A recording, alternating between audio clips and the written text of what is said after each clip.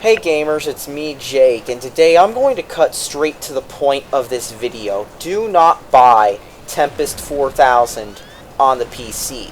Now, Tempest 4000's been somewhat of an enigma in the gaming scene. Back in 2015, Jeff Minter, best known for developing Tempest 2000 on the Atari Jaguar, released an obscure PS Vita game called TXK, which is a remake of Tempest 2000, but without the Tempest name. Tempest 2000 was not only known for being an amazing update of an arcade classic, but also the shining gem in a console most people today know only because of an angry gamer making a video on how much of a flop it was. People liked this game, so Atari took legal action and it only remained on a failed handheld gaming console due to the fact that Jeff Minter didn't want to have his bank accounts drained fighting a dubious lawsuit. Fast forward several years later to August 2017, and Jeff Minter not only made amends with Atari, but was even working on a new Tempest title called Tempest 4000. There was just one problem. The game not only took a while to come out, but through 2018, its release dates kept slipping further and further. Months would go by as release date after release date was passed, to the point where when Tempest 4000 finally came out, it was almost like it was sent out to die, and to rub salt in the wound, Tempest 4000 was accidentally released on the PS4 for like an hour or so before being pulled off of the store and released a few months later. The whole rumor behind this is that Microsoft was causing issues approving the game for the Xbox One version, something that was confirmed in the official forums but not explicitly named as the reason for the delay. But now it's finally out for $20 on the PC, but on consoles it's a $30 game. Yes, a $30 retro-inspired vector graphics game with a lot of graphical effects. So what is Tempest 4000, you might be asking? Well, Tempest 4000 is essentially a tweaked version of TXK, which was a remake of Tempest 2000, down to sharing a similar menu layout and the same new gameplay mechanics that TXK added on the PlayStation Vita. Essentially, Tempest 4000 could be summed up as a tweaked version of TXK designed for the Xbox One and PS4. So it has a lot more visual effects spammed here, giving the game the same smeared effect overload look of Tempest 3000 on the new on at times. No, look up gameplay of that and see how blurry it is. The biggest difference between this game and TXK is the Atari license. The game has the Atari logo everywhere in the title screen.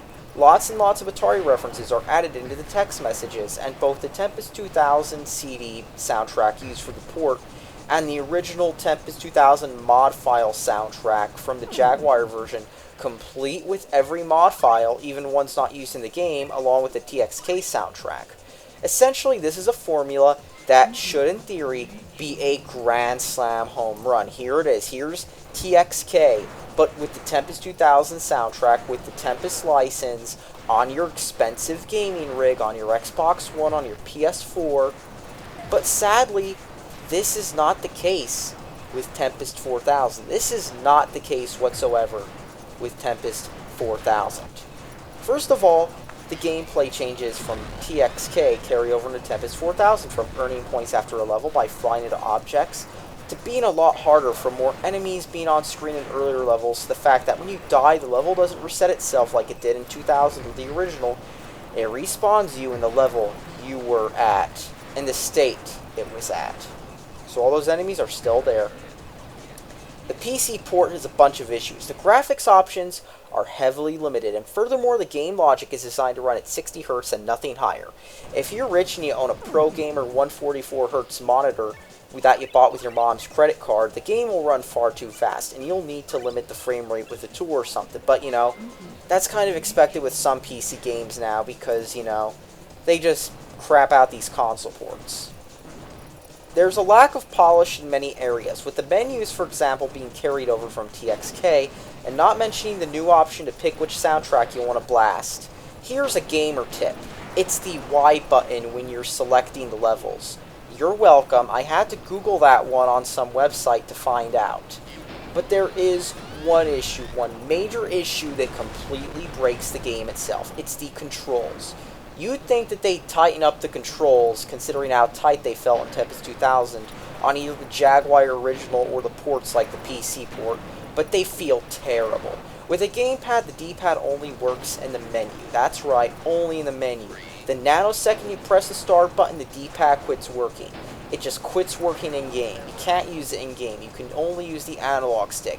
And oh man, the analog stick is horrible, and I think the best way to describe the controls with the analog stick is as slippery. There's no precision to them. Your zapper moves around the screen way too fast, and it's very hard to control, especially as you get further and further into the game. Remember when I said the difficulty was higher? Yeah, this makes it even worse. And with the keyboard, the game's completely unplayable. You would have thought that a retro-inspired game would have done what most of them had done, and provide a standard layout copying the popular emulators with keyboard mapping being an option.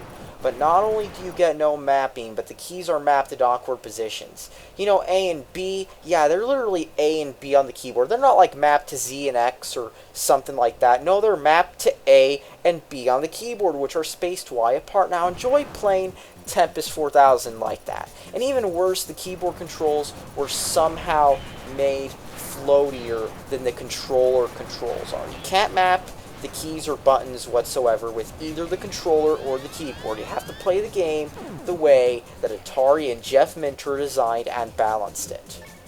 This issue turns the game into an unsatisfying mess because you find it hard to play because of how slippery the controls are. And for $20, Tempest 4000 is a complete ripoff, and if the console version is anywhere near as bad as the PC version is, you're getting scammed hard. Don't spend your money on Tempest 4000 on the PC until there is a patch for it, because until then you might as well burn $20, and that's a better use of the money. Another day, another failed game launch in current year, because that's what Tempest 4000 is. Don't waste your money on this version on the PC, people. Save your money. Just save your money on Tempest 2000. Wait till they patch it, and then by that time it'll be on a Steam sale too.